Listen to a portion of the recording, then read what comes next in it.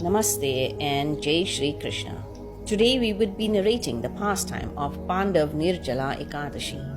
It is said that if one observes Ekadashi, then one receives entrance to Lord Vishnu's abode. Simply by listening to this Ekadashi Katha, one attains the same merit as observing the fast. Please listen attentively. Pandav Nirjala Ekadashi pastime. Once Bhim, the younger brother of Maharaj Yudhishthir, asked the great sage Srila Vyasadeva, the grandfather of the Pandavas, if it was possible to return to the spiritual world without having observed all the rules and regulations of the Ekadashi fasts. Bhim then spoke as follows: O greatly intelligent and learned grandfather, my brother Yudhishthir, my dear mother Kunti, and my beloved wife Draupadi, as well as Arjun, Nakul, and Sahadev, fast completely on each Ekadashi and strictly follow all the rules and regulations of that sacred day. Being very religious, they always tell me that I should also fast on that day too. But, O learned grandfather, I tell them that I cannot live without eating, because as the son of Vayudev, Saman Pran, the digestive air, hunger is unbearable to me. I can give widely in charity and worship Lord Keshav properly, but I cannot fast on Ekadashi. Please tell me how I can obtain the same result without fasting. Hearing these words, Srila Vyasadeva replied, If you want to go to the heavenly planets and avoid the hellish planets, you should indeed observe a fast on both the light and dark Ekadashis. Bhim said, O greatly intelligent grandfather, please listen to my plea. O greatest of Munis, since I cannot live if I eat only once in a day, how can I possibly live if I fast completely? Within my stomach burns a special fire named Vrik, the fire of digestion. Only when I eat to my full satisfaction does the fire in my stomach become satisfied. O great sage, I might possibly be able to fast only once, so I beg you to tell me of an Ekadashi that includes all other Ekadashis. I shall faithfully observe that fast and hopefully still become eligible for liberation. Srila Vyasadeva replied, O king, you have heard from me about the various kinds of occupational duties, such as elaborate Vedic ceremonies and pujas. In Kali Yuga, however, no one will be able to observe all these occupational duties properly. I shall therefore tell you how, at practically no expense, one can endure some small austerity and achieve the greatest benefit and resultant happiness. The essence of what is written in the Vedic literatures, known as the Puranas, is that one should not eat on either the dark or light fortnight Ekadashis. One who fasts on Ekadashi is saved from going to the hellish planets. Hearing Srila Vyasadeva's words, the son of Vayu, Bhim, the strongest of all warriors, became frightened and began to shake like a leaf on a banyan tree in a strong wind. The frightened Bhim then said, O grandfather, what should I do? I am completely unable to fast twice a month throughout the year. Please tell me of the one fasting day that will bestow the greatest benefit upon me. Vyasadeva replied, Without drinking even water, you should fast on the Ekadashi that occurs during the light fortnight of the month of Jeshth, May-June.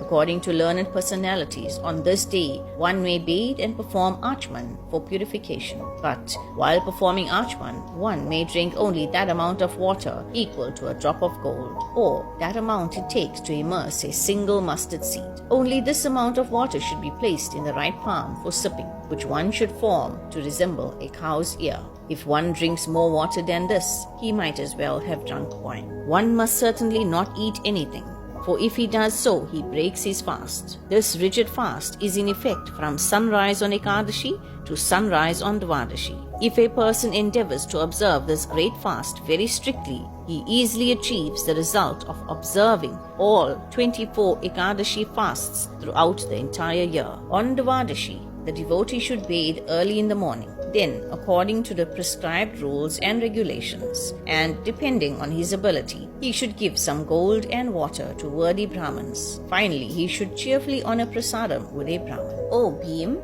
one who can fast on this special Ekadashi in this manner reaps the benefit of having fasted on every Ekadashi during the year. There is no doubt of this. O Bhim, now hear the specific merit one gets by fasting on this Ekadashi. The Supreme Lord Keshav, who holds a conch, discus, club, and lotus, personally told me everyone should take shelter of me and follow my instructions. Then he told me that one who fasts on this Ekadashi without drinking water or eating becomes free of all sinful reactions, and that one who observes the difficult Nirjal fast on Jyeshtha Shukla Ekadashi truly reaps the benefit of all other Ekadashi fasts. O Bhim, in Kali Yuga, the age of quarrel and hypocrisy, when all the principles of the Vedas will have been destroyed or greatly minimized, and when there will be no proper charity or observance of the ancient Vedic principles and ceremonies, how will there be any means of purifying the self? But there is the opportunity to fast on Ekadashi and become free of all one's past sins. O son of Vayu, what more can I say to you? You should not eat during the Ekadashis that occur during the dark and light fortnights, and you should even give up drinking water, Jal water, on the particularly auspicious Ekadashi day of Jyeshtha Shukla Ekadashi. O Vrikodar, the ferocious eater, whoever fasts on this Ekadashi receives the merits of bathing in all the places of pilgrimage, giving all kinds of charities, and fasting on all the dark and light Ekadashis. Of this there is no doubt. O tiger among men, whoever fasts on this Ekadashi truly becomes a great person and achieves all wealth, grains, strength, and health, and at the fearful moment of death, the terrible Yamduts, whose complexions are yellow and black, and who brandish huge clubs and twirl mystic ash ropes in the air, will refuse to approach him. Rather, such a faithful soul will at once be taken to the supreme abode of Lord Vishnu by the Vishnudutas, whose transcendently beautiful forms are clothed in gorgeous yellowish garments, and who each hold a disc, club, conch, and lotus in their forehands, resembling Lord Vishnu. It is to gain all these benefits that one should certainly fast on this very auspicious and important Ekadashi, even from water. When the other Pandavas heard about the benefits to be gained by following Jyeshtha Shukla Ekadashi, they resolved to observe it exactly as Srila Vyasadeva had explained it to their brother Bhim. All the Pandavas observed it by refraining from eating or drinking anything, and thus this day is also known as Pandav Nirjal Dvadashi. Srila Vyasadeva continued, O Bhim, therefore you should observe this important fast to remove all your past sinful reactions. You should pray to the Supreme Personality of Godhead, Lord Shri Krishna, in this way, making your Sankalp declaration. O Lord of all the Devas, O Supreme Personality of Godhead, today I shall observe Ekadashi without taking any water. O unlimited Anant, I shall break fast on the next day, Dvadashi. Thereafter, to remove all his sins, the devotee should honor this Ekadashi fast with full faith in the Lord and with full control over his senses. Whether his sins are equal in volume to Mount Sumeru or to Mandarachal Hill, if he or she observes this Ekadashi, the sins that have been accumulated all become nullified and are burned to ashes. Such is the great power of this Ekadashi. O best of human beings, although a person should also give water and cows in charity during this Ekadashi, if for some reason or other he cannot, then he should give a qualified Brahman some cloth or a pot filled with water. Indeed, the merit achieved by giving water alone equals that gained by giving gold 10 million times a day. O Bhim, Lord Shri Krishna has said that whoever observes this Ekadashi should take a holy bath, give charity to a worthy person, chant the Lord's holy names on a japamala, and perform some kind of recommended sacrifice. For by doing these things on this day, one receives imperishable benefits. There is no need to perform any other kind of religious duty. Observance of this Ekadashi fast alone promotes one to the supreme abode of Shri Vishnu. O best of the Kurus, if one donates gold, cloth, or anything else on this day, the merit one obtains is imperishable. Remember, whosoever eats any grains on Ekadashi becomes contaminated by sin and verily eats only sin. In effect, after death, he suffers a hellish existence.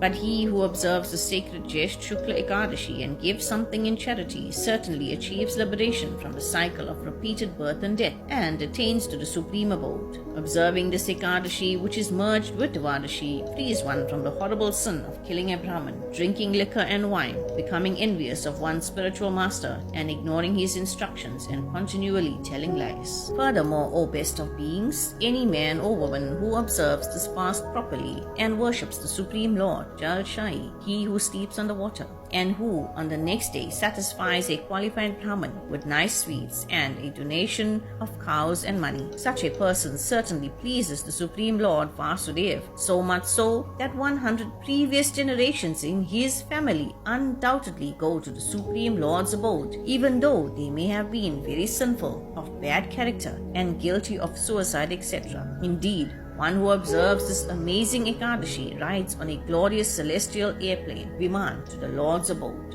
One who on this day gives a Brahmin a water pot, an umbrella, or shoes surely goes to the heavenly planets. Indeed, he who simply hears these glories also attains to the transcendental abode of the Supreme Lord, Sri Vishnu. Whoever performs the Shraddh ceremony to the forefathers on the dark moon day called Amavasya, particularly if it occurs at the time of a solar eclipse, undoubtedly achieves great merit. But this same merit is achieved by him who simply hears the sacred narration. So powerful and so dear to the Lord is this Ekadashi. One should clean his teeth properly and without eating or drinking observe this Ekadashi to please the Supreme Lord Keshav. On the day after Ekadashi, one should worship the Supreme Personality of Godhead in his form as Trivikrama by offering him water, flowers, incense, and a brightly burning lamp. Then the devotee should pray from the heart, O God of gods, O deliverer of everyone, O Hrishikesh, master of the senses, kindly bestow upon me